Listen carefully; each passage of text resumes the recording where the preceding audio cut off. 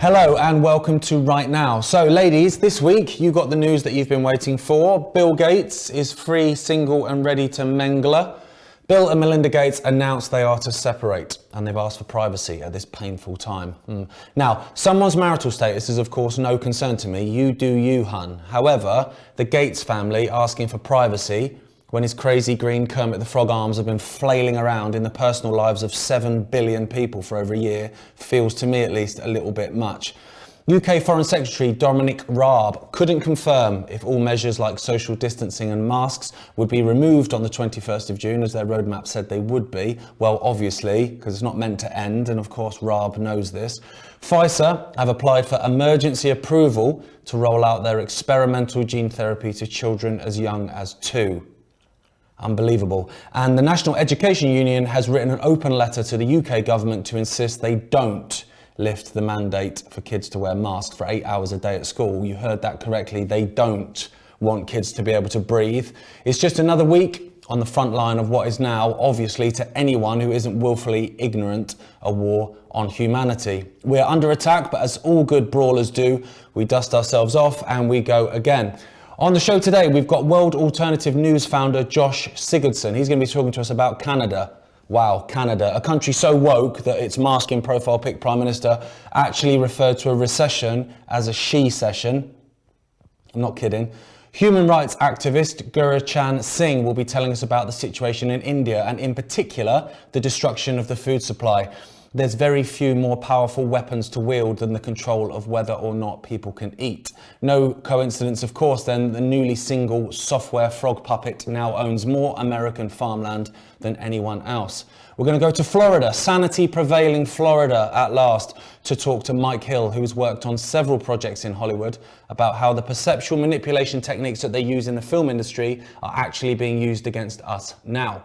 Richard Dellingpole, brother of last week's guest James, is wading in on the free speech debate and the weaponization of tech censorship. Stephen Wybrow will be on the line from Austria to tell us about some developments in the country and how they're actually fighting back. But first, Jenna Platt is a nurse and has been outspoken over the last year, calling out what she's seen in her role as a caregiver during the pandemic. She hit the headlines again after attending the massive London protest. You remember the one that definitely didn't happen on April the 24th. How dare she? They yelled from their mother's basements while angrily clicking the COVIDiot hashtag.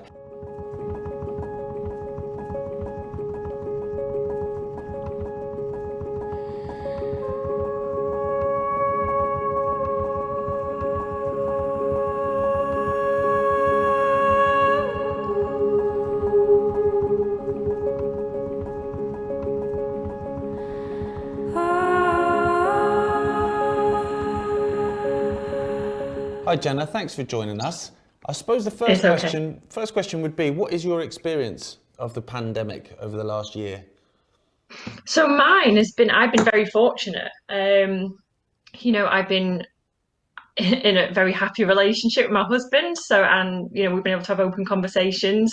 And a lot of people haven't had that from what I'm hearing. I'm not patient facing. I am office based, so I haven't had any of the experience of the bullying or the coercion. But what's happening is I'm receiving thousands of nurses who are reaching out to me. So even though I'm not having that experience, it feels like the right thing to do to try and help them have a voice and try and help them gain the confidence in speaking out about their own experiences. So you hear that a lot, is kind of, well, if there's something going on, why aren't more nurses speaking out? But they are, aren't they? Just people just aren't listening almost. Or they're vile. On social media, if people are having the courage to speak out, it's almost like that can't be true. I don't want to hear it. And I'll say not so nice things until they shut up and go away. When people are saying, well, why are they scared to speak out? And then you've got an endless list of really aggressive comments like, well, this is why, not only about the social side, but people are scared to lose their jobs. They've got bills to pay, they've got kids to feed, they've got cars to petrol and things, just like everybody else. So what are these nurses telling you in terms of their experiences on COVID wards or whatever? So the experience is varied depending on what clinical environment they're working on, but I've kind of like categorized it. So there's a heavy importance placed on audits rather than patient experience and quality of life. There's the coercion, the bullying, so the working experience that people are having right now, where if they ask any questions, they're being called that they're COVID deniers, COVIDiots, anti-vaxxers, conspiracists, conspiracy theorists, and that's not opening debate. It's not opening conversation. So heavy audit focus, unable to ask questions, and also a decline of patient experience and quality of life or experience where they're missing appointments or because a risk assessment has been deemed that they can't have home visits, let's say. So one lady who contacted me, she supports teenagers with eating disorders, and they were told that there was no home visits. So they were asked to text in their weight. And what happened is you then had individuals who were unable to lift up their own legs. They were presenting as dementia patients. One young girl, she had a snowball fight and she snapped her collarbone because she was so weak and fragile. Jeez. So there's those three things that I'm kind of grouping together: heavy audits, poor working conditions, and declining patient experience and quality of life. Is it become then? Because from me looking in, it looks like it's like a COVID health service now, when nothing else seems to really matter. Yeah, so somebody said so. As a nurse, I was trained person-centered care, look at them as individuals, risk assess them, including positive risk taking. And a colleague nurse said that it's become like COVID-centered care rather than person-centered care. And I don't know when I say we, but I don't know when nurses, healthcare workers started to self-censor, but there seems to be a culture of silence now where if you do start to ask questions that you become the problem, and people try to put you in a box, silence you, keep you down, rather than actually acknowledging those points and helping you with answers. Or if people don't know the answers, just saying, do you know what? I don't know. I'd not actually thought about that. Yeah, let's explore this together. It just seems to be a no, be quiet. But that would be if you were doing something in good faith. I think that's what you'd expect. Wouldn't it? If I come, like you say, with a problem or a question, then answer it and prove me wrong or whatever with whatever doubts I have. But silence is just, I don't know, it just seems like almost like an admission of guilt in my mind. And is that what made you protest then? Is that what made you go to London and say like enough's enough? So, as I say, I'm office based. I'm not patient facing, but I'm still concerned about the impact that this will have on my income. So, and I talk about it very openly on my Instagram, like the process that I've been through speaking out and what I talk about. And me and my husband, had kind of set a date, and we decided that Easter was going to be the date. Easter, Easter, Easter, like because that's what Boris kept on saying to us. We were going to have our lives back by Easter. Um, and then Matt Hancock, I can't remember exactly what it was that he announced, but it was when the supermarkets like doubled down on the signs and the tannoys and things. And I was like, this isn't changing. This is a cycle now. This is a very predictable cycle that we're going through. Every time there's a restriction lifted, there's a new variant or there's a new problem.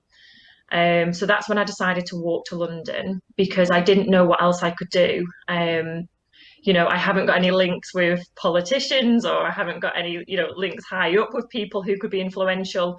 So I decided to try and raise awareness to people that it's okay to ask questions.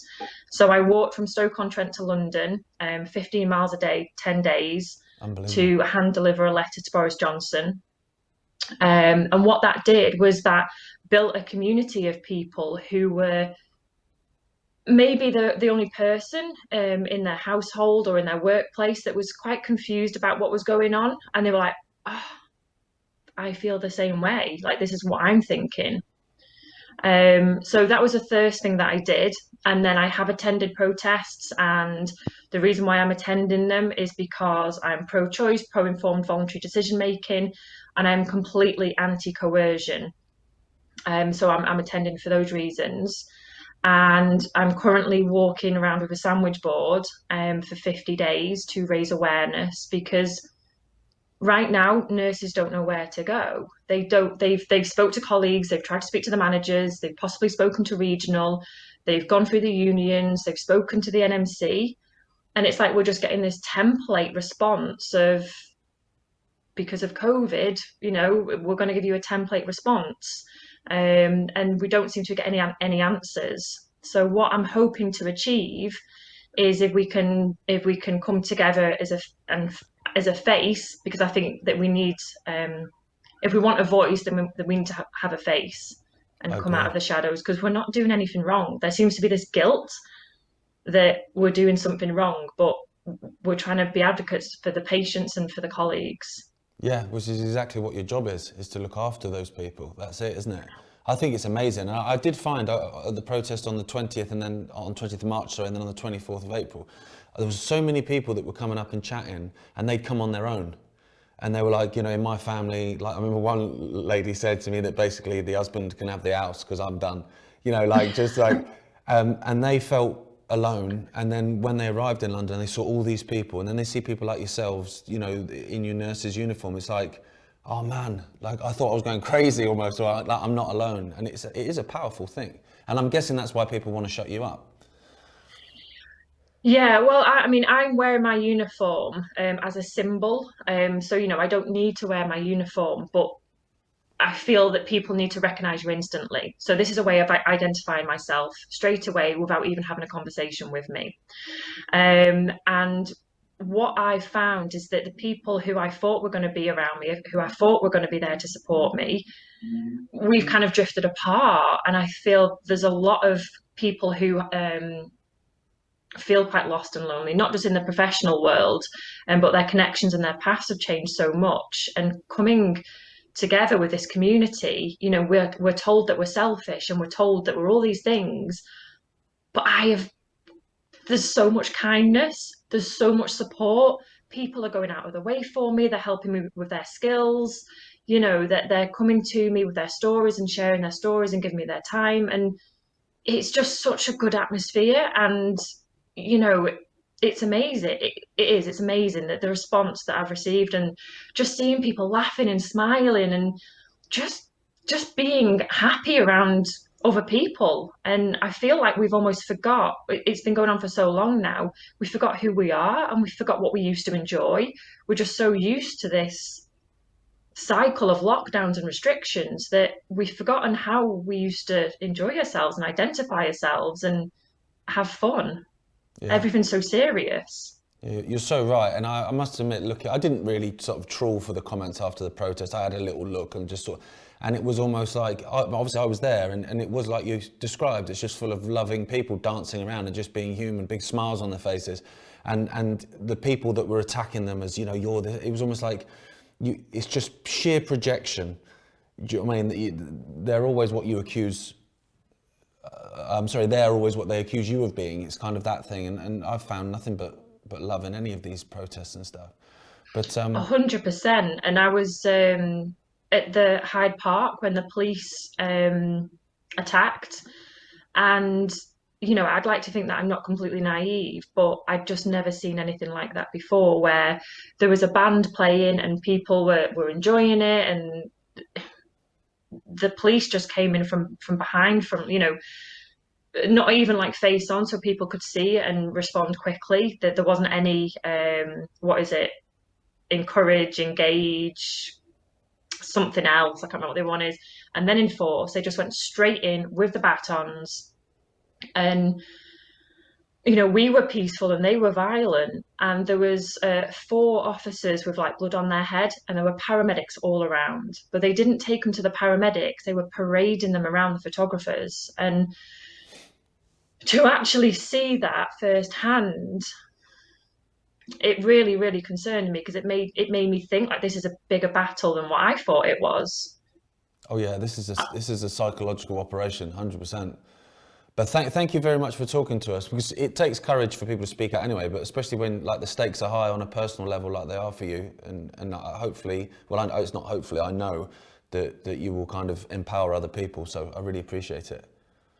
Can I just, so if there are any nurses that want to reach out, so there's nurses, paramedics, police officers, social workers, anyone that's had a professional experience, please find me on my Instagram at that nurse who asks questions. And we've got a walk on the 12th of May at 1 o'clock, Hyde Park. And that's just about us coming out of the shadows and just saying, yeah, enough's enough now. We need to have our voice for us and our patients. Magic. Thank you very much. That nurse that asked Thank you very much for your questions. time. Josh Sigardson knows all about censorship. His YouTube channel of over 300,000 subscribers was blown up for, opinions and that. Josh joins us now.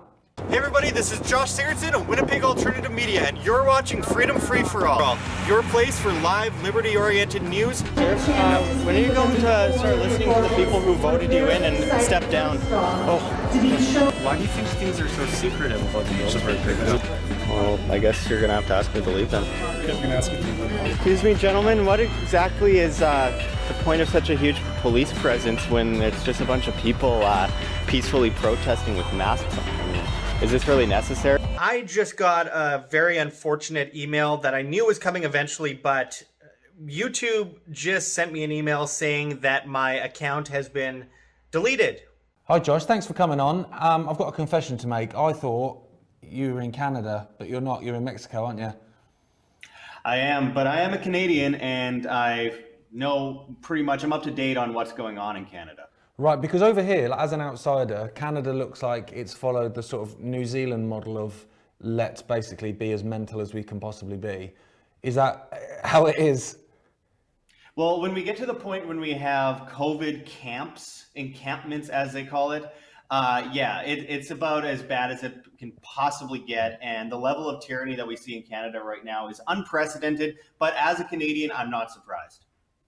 Is that why you got away then? Was this something you thought, I'm getting out of here?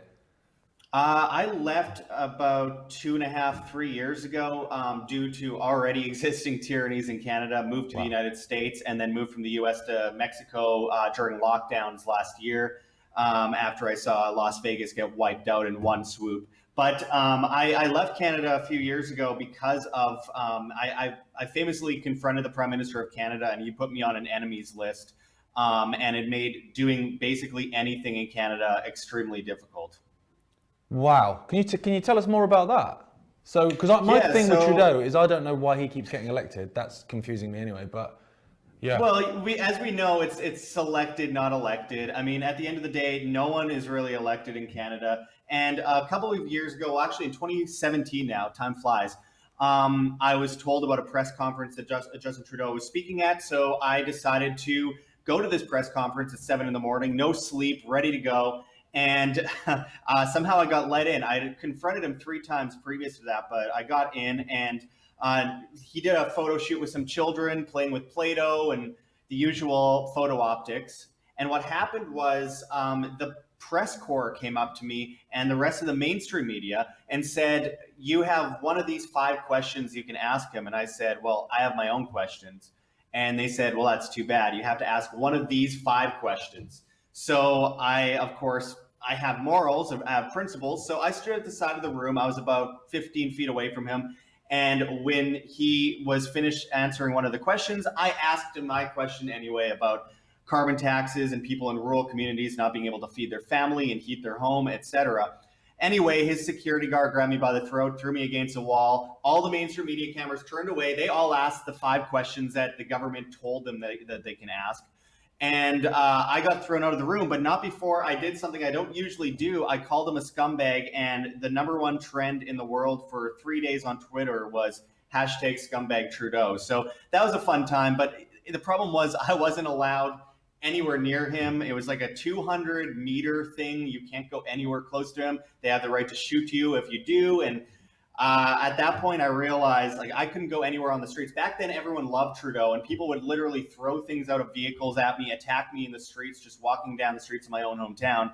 And I realized I can't live in this country anymore. I will not die for the freedoms of people who will die to destroy my freedoms. So I decided to go to the United States. I thought it was better there, and then it got crazy there, so I found myself in Mexico. I'm not sure from what I see at least that Trudeau is all that popular anymore though, is he? I think people are kind of twigging, aren't they? Yeah, nobody likes Trudeau anymore. I don't know a lot of liberals that like Trudeau anymore. I mean, when you get to the point where you are seriously saying that people shouldn't be able to say mankind anymore and it should be people kind, I mean, you're at another level. We have children being forced with puberty blockers in Canada, and parents are getting their kids taken away for saying that their 5-year-old isn't a girl. And I mean, it's just insanity. It's insanity what we're seeing over there right now. And what we've gotten to at this point, I mean, it's not just the liberals, it's the conservatives as well. They're all big government, basically they're all tyrants. And they are so happy to have so much power in their hands. They had what they call the Bill of Rights under Diefenbaker in 1962, but it was overwritten by the Charter of Human Rights in Canada. And the Charter of Rights basically overrode any constitutional law. Basically, they said, hey, everyone is part of this corporate fiction. They are basically subject to the Corporation of Canada. So when they apply rights or don't, it's subjective to the court. So there aren't any guaranteed rights in Canada. So it has gone off the rails with this COVID pandemic insanity. And what we've witnessed over the last few months, especially, I have a sister who's much younger than me. She's 13. She's being demanded to give identification just walking down the streets. She's being yelled at by police everywhere. You go to dinner there and you can only sit with one other person at the table in Winnipeg, Canada, one other person at the table, and they have to live with you. And police are going table to table to see identification to show that you live in the same house. They banned hugging at one point. You're not allowed to sleep with people that don't live in your house. And on top of that, the head of Health Canada, or the Fauci type that they have in Canada, Dr. Theresa Tam, told people that if they want to have sex, they should go to a glory hole or wear a mask while having sex. This is actually what she said, and she wasn't joking. And so when we get to that point, right now, to get into Canada, Garrett, it's just crazy. You have to get a PCR test, and once you get to Canada, you have to take a second one. You go to a hotel at your own expense, $666 a night, seriously. And then and this is actually what the government says. Then on top of that, if you get test positive, which 1 in 3 people does because it's a PCR test, they just have cycle threshold over 40, 100% false positive for anything basically. Then they put you in a COVID encampment, which could be on a military base with armed guards outside your door. And then they send you to one of the non-essential cities, fly you over to your home, and then you do another 14 days in your home. All people have to do to this is say no, walk out of the airport, take the fine, and rip it up. But instead, everyone goes along with it, and Canada banned flights to sunny destinations. You know, sun, that thing that helps you, helps your immune system, helps you stay healthy. This is how insane the world is getting. And they have police checkpoints all over the place. You're not allowed to go from province to province. And very soon, what they're going to do with the vaccine passports there is stop people. And I'm just saying this now. They haven't said this, but so far I haven't been wrong in this last year, unfortunately. What they will do is they'll cut people off, just like they will from county to county in the US, from going places without the vaccine passport by road, where it'll be like checkpoints in New York City. There's 10 of them a mile, and eventually you're going to have to show the vaccine passport just to get from province to province in Canada. I guarantee that you this. And you know, when you have police in the streets asking, why are you walking down the streets? Can I see your papers? And people say, anyone that disagrees with this is a Nazi.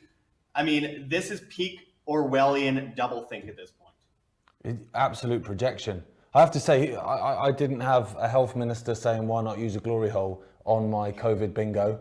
And I've you know, what is COVID bingo? It could be absolutely anything, couldn't it? It's just madness. So have you seen it? So that is mad for me as well, about the fact that if you call yourself a journalist, you get given 5 questions. If you've got any ounce of integrity, as you do, you just go, I mean, if someone did that to me, I'd go, what do you mean?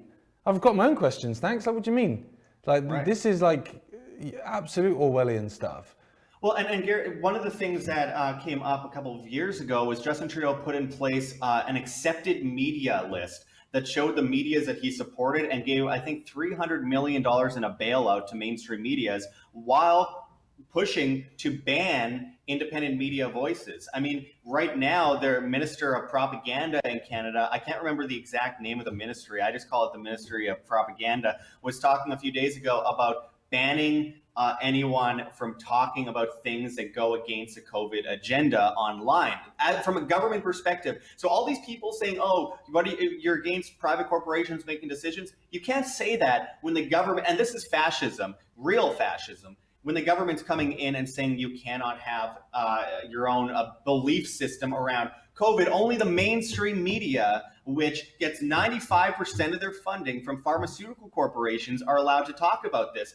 I wonder if that's a conflict of interest. I feel the same whenever I deal with the New York Times. I say, wait a second, everything you're putting out is a commercial. It's a commercial for your sponsors. Aren't you supposed to disclose your sponsors, which are 95% pharmaceutical companies? And in Canada, as far as this propaganda goes, people years ago used to say I was crazy for saying that the media was controlled, but I watched all those mainstream media cameras switch away. I have dealt with the mainstream media in Canada for years. And going back into the 70s, Pierre Trudeau, the father of Justin Trudeau, had similar tactics where he declared martial law in Quebec. People were being killed in the streets by police. And when someone went up to him and asked him, said to him, you can't create a police state, he famously said on video, just watch me. And people revere that in Canada. There's actually, I remember one of the public schools I went to as a kid had a poster on the wall that said, just watch me, with a picture of Pierre Elliott Trudeau, the former prime minister dictator in Canada. So, I mean, Canada's beyond repair. It needs to collapse. And, as per usual, like a lot of these places, a phoenix needs to rise from the ashes, because there's no saving this system. And why would you want to save that system? We are on the verge of complete fascio-communist technocracy. And people laugh when I mix those words together, but that's exactly what it is. People that can't afford their house are getting loans. The government will take over part of their private property and make it public. And then at the same time, these corporations that are getting bailed out with debts, they can't pay back these debts. So just like the IMF does, just like China does in Africa, these companies will be partially owned by the Canadian government. And we see that in Britain too. So that is fascism. And then tie that to social credit, tie that to vaccine passports, which I have been warning about since 2006. And everyone called me crazy. And now they say, I'm not crazy, I'm wrong for being against it. That's how they switch. It's how the cult works. I've been saying this for about 15 years now. And here it is. And we have full-on cashless, technocratic social credit, which they have been planning and plotting in China for decades. Zbigniew Brzezinski Trilateral Commission, 1979, creating the blueprint for what we see today with technocratic vaccine passports tied to social credit. This is the end game. And if we don't act now, if we say nothing now, when we grow older and we have grandkids, assuming we're not completely sterilized, and they ask us what we did in the most important time in history, don't sit there and say nothing, because you'll lose all respect of everyone that you ever hoped would have any care or love for you. Now is the time to stand up, disobey, live freely, live by example, or forever hold your peace and go down with the ship. Amen, brother. Thank you very much, Josh. I much appreciate you talking to us, and thanks for being so passionate as well. It's great. It's what we need. Absolutely. I appreciate it. And if anyone wants to find me in that World Alternative Media on BitChute. To continue watching this episode of Right Now, please click on to iconic.com.